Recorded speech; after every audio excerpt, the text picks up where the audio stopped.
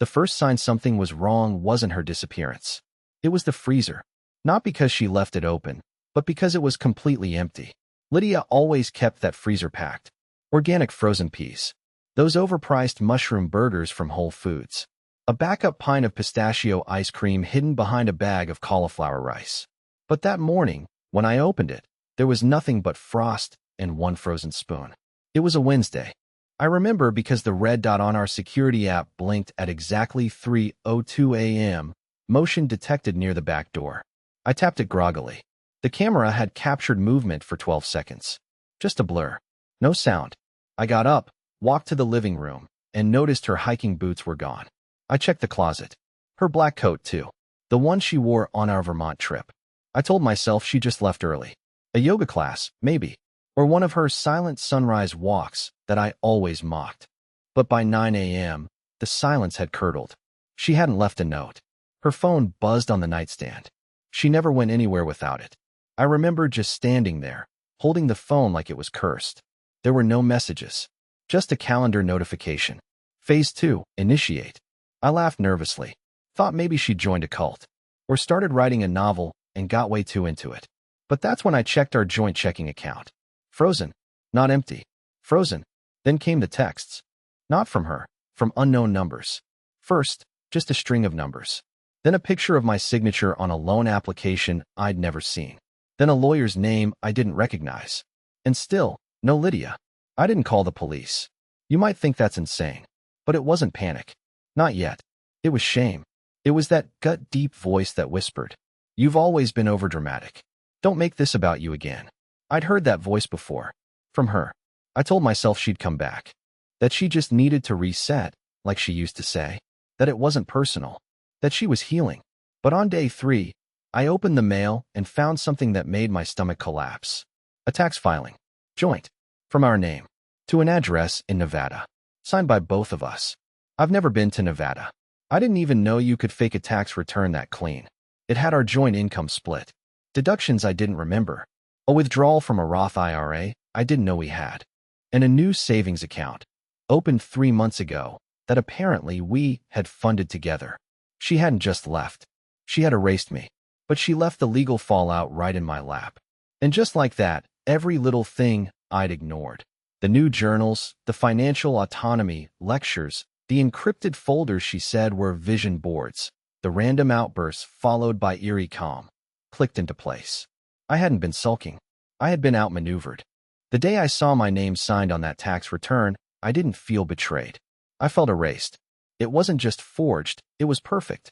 The loops, the pressure on the letters, even the barely there flick at the end of the S in Curtis. It was my signature, but I hadn't touched a pen in weeks. That was the beginning of a haunting pattern. Everything looked like me, but none of it was mine. I drove to our credit union in person. The woman at the desk, Cheryl, mid-50s, polite but sharp, scanned the document and nodded like it was nothing. "Yeah, that's what we have on file," she said. "You opened that savings account on August 4th. You even gave us your ID." "My ID was in my wallet," I said, "which hasn't left my pocket." She didn't argue. She just tapped her keyboard, clicked something, then stared at the screen a bit too long. Then she frowned. "Wait a second, the footage. Give me a minute." I sat there for 11 minutes while she found the archived security tape from that day. I watched her click through surveillance video like it was a crime drama. And when she paused, her hand floated over the mouse like she didn't want to press play. "I'm not supposed to show you this," she said, "but you need to see it." There was a man on the screen, wearing a surgical mask, hoodie, sunglasses. You couldn't see his face, but you could see something else, a limp in his left leg. Barely noticeable, unless you knew what to look for. I didn't have a limp, but her ex-boyfriend, the one from years ago she ran into at yoga, did. I remembered because she once laughed about it. "He walks like a sleepy pirate," she said. "Still texts me sometimes." I never forgot that. I went home and tore the house apart. Not out of anger, out of purpose. There had to be something I missed. A receipt, a bag, a trail. Something. I checked every drawer, every old coat pocket. Her vision boards were still stacked in her office. I flipped one over. It had magazine cutouts and scribbled affirmations in green ink. But on the bottom corner, faint pencil marks caught my eye. Coordinates. Literal coordinates. I typed them into Google Maps. It wasn't a yoga retreat. It was a storage unit on the edge of town, rented 2 months prior, under my name. I drove there that same hour, heart pounding like it wanted out of my chest. I didn't even bother calling ahead. I just showed my ID and said, "I think my unit's been accessed by someone else." The clerk barely looked up. "Locker 118? Yeah, you've been here a few times." "I haven't." He shrugged. "Looks like you have." I opened the locker with shaking hands. Inside, a suitcase, a mirror, 3 fake IDs, all with her face, different names, a black binder labeled Phase 3, and a phone, not her old one, a burner, prepaid, half a battery bar left. I turned it on. There were no contacts, but there was a single pinned text thread. Just 3 messages. Sent 3 weeks ago. "You're almost clear. He still thinks you're finding yourself. Don't forget the window. The original building permit doesn't list it. Last cleanup before Nevada. No more shadows." "What window?" I stared at the message like it was code. I read it 5 times, then again, until my brain caught up to my gut. "The permit. For our house. We renovated 2 years ago. Turned her reading room into an energy space, whatever that meant. She'd insisted on adding a narrow horizontal window near the ceiling for light alignment. But the city permit? It was rejected. I remembered that night. She'd cried about it. Said the city was controlling her vision. We didn't install it. Or so I thought. I drove home in silence. Parked. Walked through the side entrance. And there it was. A window. Not high and narrow like she wanted. Wide. Clean. New. Hidden behind a fake wall she'd painted and covered with canvas art. I pulled the canvas down and nearly screamed. Behind the wall was a view. To the street. And wedged between the wood panels, a camera, pointed directly at our living room. She had been recording. For how long, I didn't know. But I knew one thing. She was never trying to escape me. She was framing me. I didn't sleep that night. I just sat on the floor of the reading room, or whatever that room had become, with the camera in my lap, staring at the screws still warm from where I'd ripped it out of the wall. I didn't even know how to check if it was recording. I was too scared to turn it on. And that window. I kept looking at it, touching the edges. It was real. Clean. Installed recently. The drywall cuts were fresh. Someone had paid for this, built it, hidden it, and it had passed right under my nose. While I was fixing vending machines and watching reruns, she was staging our living room like a film set. And I realized, this wasn't just a camera for spying. It was evidence. But evidence for what? I walked back to my desk, opened my laptop, and typed my name into a legal search site. Nothing. Then I typed hers. That's when I saw it. 3 days before she disappeared, Lydia had filed a formal complaint against me. The document was cold, professional, written like a lawyer had dictated every word. Persistent emotional instability, episodes of paranoia, controlling financial behavior. And the kicker, he often talks to himself in the mirror, once for over 30 minutes. I felt unsafe. I blinked at that last line like it had punched me in the chest. Because yes, I had spoken to myself in the mirror. Once, after she stormed out over a burnt pot of rice. I was venting, alone, in my underwear, whispering things like, "Why do you always ruin everything? And you're so pathetic." It was shameful. It wasn't abuse. But she made it sound like I was 2 weeks away from a padded room. I downloaded the complaint, scanned it for a notary stamp. Saw one, from Nevada, dated 4 minutes before our checking account was frozen. It was coordinated, precise, almost rehearsed. I decided to go to the police again. I told the officer, different guy this time, that my wife had disappeared under suspicious circumstances and that I believed she had faked documents in my name. He raised an eyebrow and asked me to clarify what I meant by disappeared. I showed him the texts, the burner phone, the unit rental, the camera, the fake window. He took notes, then leaned back and said, "You know she filed a statement against you, right? That's on record. You're listed as someone to be cautious around." And that's when I learned the worst part.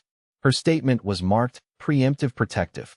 It meant that if anything happened to her, if she turned up hurt or missing or even dead, I'd be their first and primary suspect. I wasn't just being watched. I was already cast as the villain in a story I hadn't even read. I left the station in a fog. I didn't go home. I didn't even drive.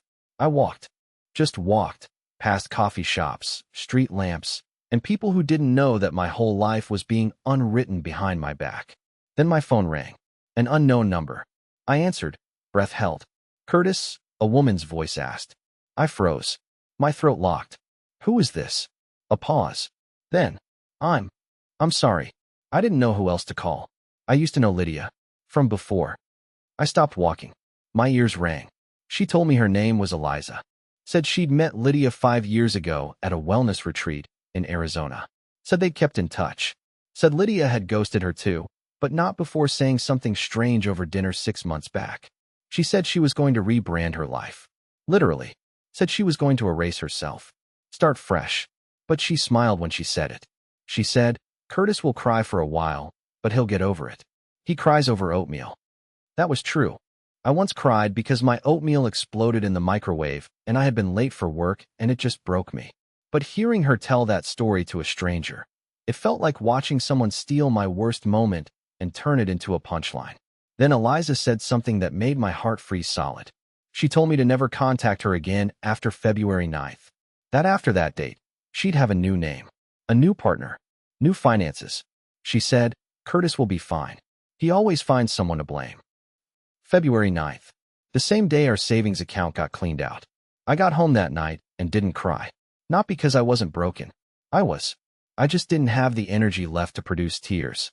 I stared at the wall where the window used to be, the paint curling at the edges where I'd ripped the frame open. Then I noticed it. A small metal latch tucked behind the drywall. A hidden compartment. I grabbed a screwdriver, dug it open, and pulled out a sealed black envelope with one word written on the front. After. Inside, a flash drive, and a note. You always said you wanted to understand me better. Let's see if you really meant it. No name, no address, no instructions. But the flash drive had a red sticker labeled Phase 4. There was no going back now. I don't know why I waited until morning to open it. Maybe because I didn't trust myself. Maybe because I was terrified of what I'd see. The flash drive sat on the kitchen table, small, black, and harmless looking, like a secret trying to look innocent. I made coffee, stared at it, poured the coffee down the sink because I couldn't taste it anyway, and finally plugged the drive into my laptop. It booted up immediately. One single video file. No title, no metadata, no creation date. Just a clean white screen with her voice. Calm, smooth, collected. Her voice. Hi, Curtis, she said. If you're watching this, it means I'm gone. And I'm guessing you're panicking, calling everyone, playing the victim. Again. Her tone was so measured it almost sounded scripted. Behind her, I could see what looked like a motel room. Beige curtains, a headboard too big for the bed, and that cheap carpet pattern you see in places that charge by the hour. She looked straight at the camera and sighed. I'm not going to explain everything. You wouldn't understand even if I did. You've always had this need to be pitted. You turn every bruise into a story. I froze. That line. She'd said that to me once. The night I told her about losing my dad. The same words, same cadence. I could almost feel my chest collapsing the same way it had back then. She went on, calmly. I left because I had to. You can't keep something that's already rotting. You're angry right now, I can feel it, but you'll tell everyone you're heartbroken. You'll make it about your pain. You always do. Then she leaned closer. Whispered like it was a confession meant to sound intimate. I didn't steal from you, Curtis. I took what I earned surviving you. The video glitched, then cut to static. Then another clip, the same motel, different day. This time she wasn't alone. There was someone sitting off camera. I couldn't see their face, but I caught a reflection in the mirror behind her. Short hair, dark jacket, no expression. She said, he thinks it's all about money. But he'll figure it out soon, right? The other person didn't answer. But I heard something, a faint mechanical click. Like the sound of a camera shutter. Then the screen went black. I sat there, staring at my own reflection in the blank monitor, feeling my pulse hammer in my throat. None of it made sense, not yet. But I knew I was being set up for something I hadn't done. And the camera she left in the wall suddenly felt like a piece of a much bigger performance. I drove to work just to do something that wasn't pacing my house. When I pulled into the lot, there was a silver sedan parked across the street, engine running, tinted windows. I tried to tell myself it was nothing, but when I went inside, my coworker James handed me an envelope. Guy dropped this off for you, he said. Said it was urgent. Inside, a printed email. My name at the top. A subject line. Urgent. Misuse of client data. Internal review. It was from a domain I didn't recognize, claiming I'd accessed restricted records through my company's system. My login credentials were listed, accurate. The timestamps? From nights when I'd been asleep. I checked the security logs on our work server. Every access came from my account. Same user ID, same password, but from an IP address in Nevada. That was when my stomach turned. Because 2 days earlier, I'd seen Nevada on the tax filing. Same city, same county. I tried to call the number on the email. It went straight to voicemail. Then my phone rang again, the same unknown number as before. Curtis, said the voice. Male this time. Confident. Smooth. We need to talk about Lydia. Who is this? Someone who knows what she's capable of. Check your garage. Then call me back. The line went dead. I walked to the garage like a man approaching a confession booth. The air smelled like oil and something sweet. Antifreeze, maybe. I hit the light. Everything looked normal at first. Then I saw it. A black briefcase. Sitting on top of my toolbox. With a red tag marked, Property of U.S. Treasury, Internal Affairs Division. I opened it. Inside were neatly stacked documents, each with my name typed in bold. Loan applications. Wire transfers. A letter with a federal seal. And then, at the bottom, a photo. A photo of me. At a desk I'd never seen. Signing papers I'd never touched. And behind me, blurry but visible, Lydia. Smiling. For a long minute. I just stood there, the fluorescent light humming above my head. Then something inside me broke. All this time, I thought she'd left because she didn't love me. Because I was too boring, too emotional, too small for her new world of alignment and freedom. But this wasn't a breakup. It was a heist. And I wasn't her husband anymore. I was her alibi. I didn't touch the papers for hours. Not because I was afraid of what was in them. I already knew what I was going to find. More lies, more forged documents, more versions of me that never existed. No, I didn't touch them because I was afraid of what they meant. That Lydia hadn't just planned an exit. She'd built a machine. And I was the fuel. Eventually, I picked up the photo again. There I was, sitting at a desk in what looked like an office suite. My head tilted downward, my hair longer than it had been in years. I had a beard. I haven't had a beard since 2020. And yet, it was me. The timestamp on the bottom right corner said March 18th, 2025. 2 weeks ago. Except on that day, I'd been in a dentist's chair for 2 hours getting a crown replaced. I still had the billing slip in my glove compartment. So either someone went full Hollywood with prosthetics, or someone had used my face. The next morning, I got a knock at the door. 3 short raps, then silence. I peeked through the blinds. Same silver sedan. Same tinted windows. I opened the door a crack. The man standing there looked like he'd walked off a government poster. Mid-40s. Expensive shoes. Gray suit, but no tie. He had a badge, not flashing it, just resting in his palm like a polite threat. Curtis Langley, he asked. His voice was calm. No emotion. I nodded. Depends. Who wants to know? I go by Denton. That's all you need. I'm not here officially, but we have a mutual complication. He didn't wait for an invite. Just stepped inside like he'd already been in the house a dozen times before. He glanced around like he was confirming something, like the room was supposed to look a certain way. He sat down. I didn't. You know where she is? I asked. He didn't answer. Instead, he reached into his coat and pulled out a manila folder, slapped it on the table. Inside, photos, but not of me this time. Of Lydia. Dozens of them.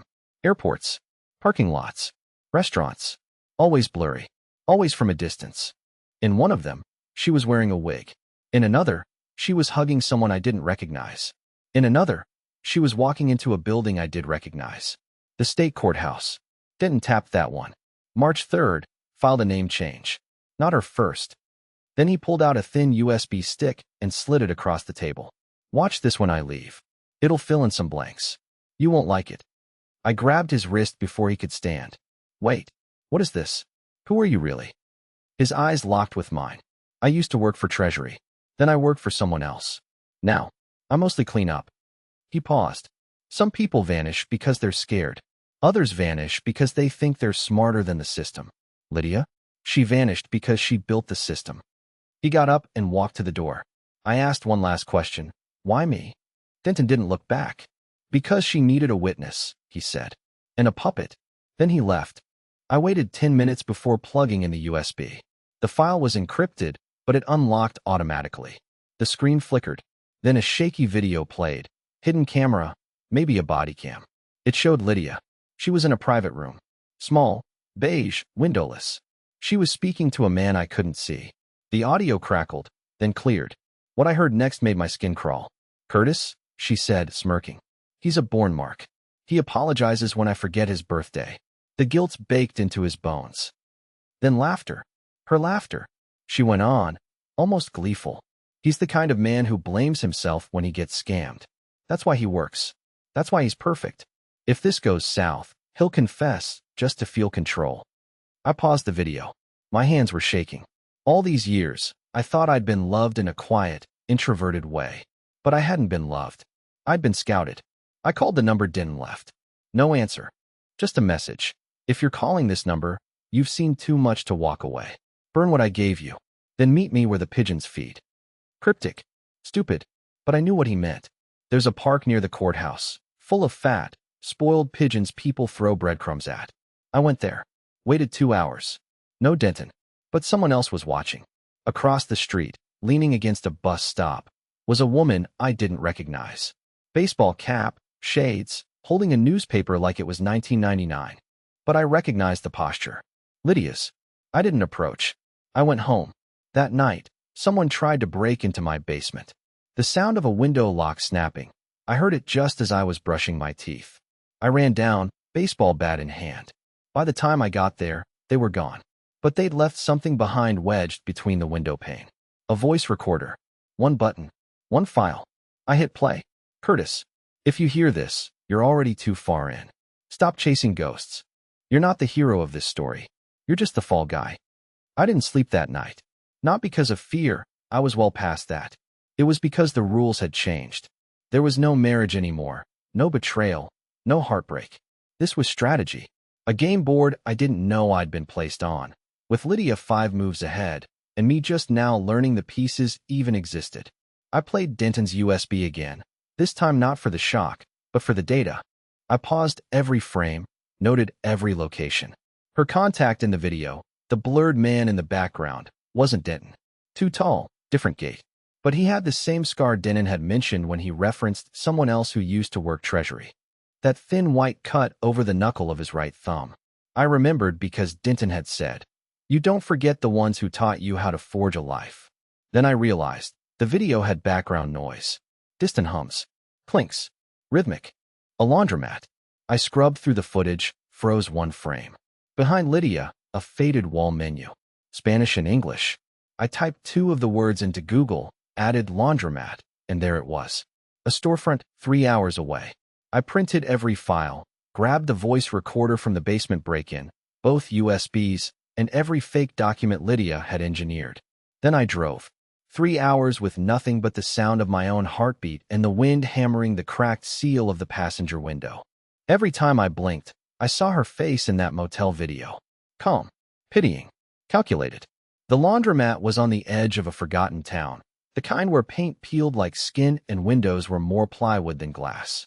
But it was open, and behind the register stood a girl in a Duke University hoodie, playing a crossword on her phone. I showed her the photo of Lydia in the video. She didn't flinch. She rented the back room. Said she was writing a documentary script. The girl muttered. Paid cash. Always wore a scarf like she was in a spy movie. I gave her $20 to show me the room. It was empty now, but not clean. Scorch marks in the corner. Ash on the windowsill. A single dead laptop battery under the table. And something else. A journal. Half-burned, pages melted together. I gently pulled it apart. On one page, scribbled in black marker, was this. Curtis is the last character. Once he breaks, the plot is complete. I dropped the journal like it burned my hands. This wasn't just identity theft. She was writing a narrative, and I was supposed to crack on cue. Back home, I knew what I had to do. Burn it. All of it.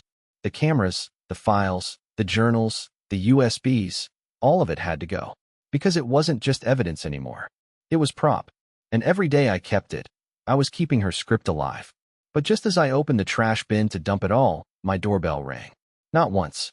5 rapid-fire times. I opened it, heart in my throat. There, Holding a manila envelope the size of a novel was Denton. His suit was wet, his hair messy, his eyes wild. "They know you went to the laundromat," he hissed, stepping in without waiting. "You have 5 minutes to decide. Burn it or become it." "What the hell are you talking about?" He opened the envelope. Inside were papers, mugshots, flight logs. Lydia wasn't alone. She hadn't just been rewriting her life. She had helped a dozen others do it too. People who'd vanished off the grid. Some wanted by federal agencies. Some declared dead. Some listed as missing for years. Her yoga friends. Her silent retreat crew. It had all been cover. "You're the end," Denton said. "The cleanup. The control variable. If you fall apart, her story sells." Then he handed me one final sheet of paper. A subpoena. My name was on it. A federal grand jury was preparing a case. Against me. Wire fraud. Identity laundering. Tax evasion. Domestic coercion. All signed under my name. I didn't know what to say. Denton leaned closer. "There's still one person who can unravel it. The one who taught her how to vanish." He handed me a photograph. A woman. Not Lydia. But she looked exactly like her. Except older. Maybe 12 years. "Her real name's not Lydia," he whispered. "And this woman? That's her mother." I blinked. "She said her mom died when she was 16. Denton laughed once. "No humor. Everyone in this game dies at 16. That's how they reset." I couldn't stop staring at the photograph. She looked just like Lydia. Same sharp chin. Same eyes that studied everything like it might be useful later. The resemblance was uncanny, but the file said she was born in 1972. That would make her over 50. Still, even the way she tilted her head, like she was always 2 seconds away from a smirk, was identical. Her name was Margaret Ellis. According to Denton's notes, she'd gone missing in 2001. Last seen in New Mexico. The car was found abandoned off an empty service road near a dried-up gas station. No blood. No personal items. No body. Presumed dead, but never confirmed. Denton circled one line on the coroner's report in red ink. Grave site documented, but contents inconclusive. DNA trace attributed to maternal relative. Maternal, which meant someone had tested that body, or what remained of it, and found a match to someone still alive. He tapped the file. "That grave in New Mexico? I think Lydia staged it." I scoffed. "She would have been what, 14? 15? He nodded. "Exactly. That's when the training begins. That's when you stop being a daughter and start becoming an asset." I didn't want to believe him, but nothing in my life had made sense since the freezer was found empty. At this point, if someone told me Lydia once staged a fake tornado to vanish from middle school, I would have just asked what category. We drove out there. Denton insisted. I didn't ask how he got access to the graveyard logbook or why he knew the cemetery gate code by heart. I stopped asking questions like that. The grave was on the far end, past a row of half-dead trees and a rusting chain-link fence. The headstone was cracked. It read, Margaret E. Ellis, 1972 to 2001. Free at last. No birth town. No quote. No flowers. We stood there in silence until Denton finally said, "Want to know the best part?" I didn't answer. He crouched down and ran his fingers along the edge of the headstone, brushing away dirt, before lifting it like a trapdoor. Beneath it wasn't soil. It was cement, sealed tight. "She left nothing," he said. "Just a symbol. An empty casket and a story to go with it. Everyone grieves, the records get filed, and the girl named Lydia starts middle school in Idaho with a brand new birth certificate." It hit me then. Lydia didn't just reinvent herself. She'd never existed in the first place. That night, back at my house, I opened the envelope Denton had given me in the car. Inside was one final folder. It contained a printed conversation. Emails. Logs. One was a scanned page from a high school yearbook, except Lydia was there under the name Claire Newton. Same face. Different city. Different state. The next page was worse. A signed lease. An apartment in my name. Signed 2 months before I met her. I checked the date twice. It wasn't a mistake. She had rented an apartment using my name before we'd ever spoken. Before our chance meeting at the dog park. Before the slow burn romance. Before the shared bank accounts. She knew me before I knew her. And she'd prepared for it. That realization hit harder than anything else. The betrayal wasn't in the lies she told. It was in how far back they started. I wasn't a person to her. I was a mark. A walking identity waiting to be harvested. Denton sat across from me, sipping tea like we weren't staring into a bottomless pit. She pre-mapped your life, he said. Every relationship, every account, every behavioral pattern. You were her proof of concept. I looked at him. Why me? He shrugged. You had predictable habits. Clean credit. No criminal record. Family mostly gone. Lonely enough to trust quickly. And emotionally fragile enough to gaslight without much effort. He said it like he was describing a recipe. The next morning, someone broke into my car. But they didn't take anything. Instead, they left something. A single envelope. Sealed. No return address. Inside was a photograph of me, standing in front of Lydia's old yoga studio, smiling, holding a coffee, written on the back, in Lydia's handwriting. It's not personal. It's art. That was the moment I finally snapped. This wasn't revenge. It wasn't justice. It was performance. She was making art out of my destruction. And suddenly, I remembered the camera in the wall, the flash drive, the stage documents, the lines she said in those videos. Everything was curated, chosen, edited. It wasn't just a scam. It was a show. I spent 3 days preparing. No texts, no emails, no calls, no more Denton. I unplugged everything, powered down the house, paid cash for a motel under a name I'd never used. I sat on the bed and stared at the ceiling fan spinning above me, slowly, like time itself had grown bored. And then I did something Lydia never expected. I went public, not with the files, not with the USBs. That would have made it look like I was trying to clear my name. That's what she counted on. The whiny man crying online routine. The one that made her look smarter, colder, untouchable. No, I gave her exactly what she hated. I smiled. I made a video, 1 minute, straight to camera, deadpan delivery. She said I was sulking. I was. Then she vanished. Left legal threats, cameras, faked my name, buried my identity in lies. But she forgot one thing. I watched her more carefully than she thought. And if you're seeing this, it means she failed. No drama. No details. Just enough breadcrumbs to start a fire. I uploaded it to 3 platforms. One of them a small podcast channel with 20K followers that specialized in con artist exposés. Sent it anonymously, with a Dropbox full of documents. Lydia's real birth certificate. Her aliases. Her mother's grave. All tied together with the kind of narrative that doesn't need embellishment. Then I waited. And like clockwork, it spread. Within 2 days, she was trending. Hashtag the yoga ghost. People started recognizing her from retreats, from burner social accounts, from high-end art shows where she had claimed to be a private grief consultant. Old victims came out of hiding. Men, women, even a couple who said they'd hired her to help them declutter emotional baggage. She'd disappeared with $80,000 of their savings. Denton called me once. Just once. Not bad, he said. She's off-grid. For now. Then he hung up. A week later, I got a postcard. No return address. Just a cheap desert photo and 5 words scribbled on the back. You rewrote the ending. Impressive.